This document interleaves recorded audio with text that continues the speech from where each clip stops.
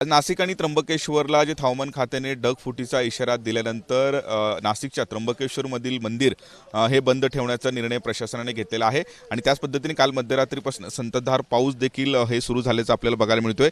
एक अत्यंत मंदिर हे त्र्यंबकेश्वर मंदिर जे आहे ते आहे 12 ज्योतिर्लिंगापैकी एक महत्त्वाचं मंदिर म्हणून त्र्यंबकेश्वर मंदिराची ओळख आहे। दिवसभर इथे भाविकांची मोठी गर्दी हे दर्शनासाठी जे होत असते, पण काल जेव्हा जे हवामान खात्याने या त्र्यंबकेश्वर आणि नाशिकमध्ये ढगफुटी सदृश पाऊस होईल अशा पद्धतीचा इशारा दिल्यानंतर हे त्र्यंबकेश्वर मंदिर सप्तशृंगी मंदिर हे जे दोन महत्त्वाचे मंदिर आहेत नाशिक जिल्ह्यातले ते बंद ठेवण्याचा निर्णय प्रशासनाने घेतलेला आहे। त्यामुळे आज संपूर्णपणे मंदिर हे बंद आहेत। कोणीही भाविक जे आहे ते दर्शनासाठी जे येऊ नये अशा पद्धतीचं आवाहन सुद्धा प्रशासनाच्या वतीने करण्यात आलेला होता। पण जे इशाऱ्याच्या आधी जे भाविक त्र्यंबकेश्वरमध्ये आलेले आहेत ते बाहेरूनच अगदी तुरळक भाविक आहेत, ते बाहेरूनच मंदिराचं दर्शन घेऊन हे परत जे आपल्या गावी जात असताना आपल्याला त्र्यंबकेश्वरमध्ये बघायला मिळतोय। काल रात्री उशिरा त्र्यंबकेश्वर परिसरातील काही लोकांना हे स्थलांतरित सुद्धा करण्यात आलेलं आहे।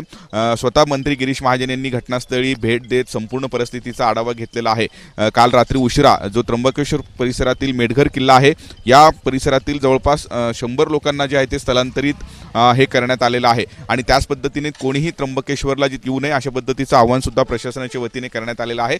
आता काही वेळाआधी सुद्धा या संपूर्ण परिस्थितीचा आढावा जे आहे ते गिरीश महाजन यांनी घेतल्याची माहिती मिळत आहे। काल मध्यरात्रीपासून संततधार पाऊस हे सुरू झालेला आहे, पण ज्या पद्धतीने इशारा ज्या हवामान खात्याचा होता अशा स्वरूपाचा पाऊस मात्र अद्याप हे झालेला नाहीये। पण संततधार पाऊस हे त्र्यंबकेश्वर नाशिक आणि त्याच पद्धतीने जे आजूबाजू परिसरामध्ये जे एकूणच होताना आपल्याला बघायला मिळतोय। आज दिवसभर अशा पद्धतीचा अंदाज किंवा जो एकूणच मुसळधार पाऊस आहे ते एकूणच होईल असं स्वरूपाचा प्रशासनाचा अंदाज आहे। त्यामुळे दिवसभर कुठलाही अनुचित प्रकार घडू नये अशा पद्धतीचं एकूणच प्रिकॉशन प्रशासनाने घेतल्याचं बघायला मिळत आहे।